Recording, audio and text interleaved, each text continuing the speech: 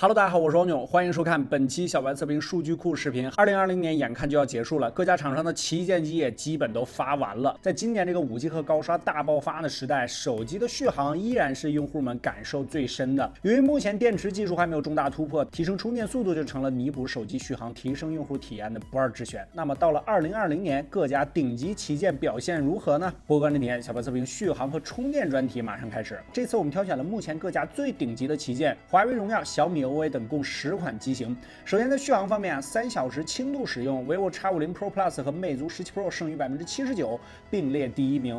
小米是至尊版剩余了77%，也不错，位列第3。iPhone 系列表现中等，三星和 iQOO 表现比较差了。在5小时重度续航测试下，排名发生了少许变化，魅族17 Pro 依然拿下了第1，剩余45%的电量，小厂还是有点实力的。vivo 剩余43%，排名下降至第2。小米和3小时持平还是第3名，但是后面部分机型拉开了比较大的差距。Find X2 Pro 由于同时开启 2K 加上120赫兹，续航相对吃亏一些，但是显示效果更好。三星则是占了开120赫兹不能开 2K 的优势，略好于 OPPO， 不然垫底的应该就是三星了。说完续航，估计很多人会说有些手机是占了大电池的好处啊。那我们来看一下它们的功耗表现如何。经过计算得出3小时耗电量毫安时榜单前2名基本没变化，依然是 vivo 和魅族。iPhone 这边则是异军突起，上升到了第3名，5纳米芯片还是挺给力的。小米跌落至第5名，三星垫底，3小时耗电量高达1350毫安时。经过计算，5小时重度续航测试榜单毫安时，仅3680毫安时电池的 iPhone 12 Pro Max 则是直接登顶，5小时耗电2470毫安时，功耗表现最好。魅族和 vivo 分列2、3位，荣耀第4，华为、小米则是中规中矩，三星依然垫底。整体来说 ，vivo 和魅族凭借大电池和较好的优化，在续航方面表现最佳。功耗方面 ，iPhone 这边控制的非常不错，和 vivo、魅族都属于第1梯队。各家厂商的充电方面，在今年进步也非常大啊。首先是0到100%充电榜单上，120瓦快充的 iQOO 5 Pro 自然是霸榜第1，